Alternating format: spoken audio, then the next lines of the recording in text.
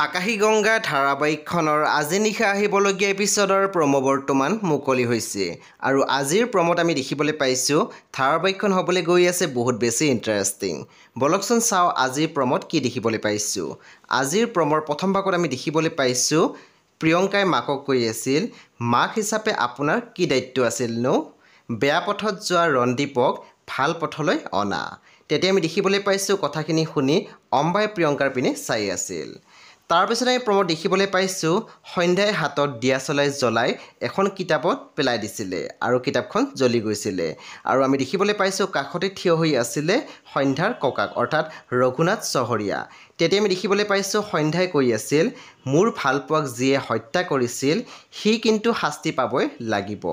তেতিয়া আমি দেখিবলৈ পাইছোঁ সন্ধ্যাৰ ককাকে চাই আছিলে। হে বন্ধু বান্ধৱীসকল, আজি নিশা 9:30 বজাত ৰং টিভিত আহিবলগীয়া আকাশীগংগা ধাৰাবাহিকৰ ফুল এপিছডটো খুবেই বেছি ইণ্টাৰেষ্টিং হ'বলৈ গৈ আছে।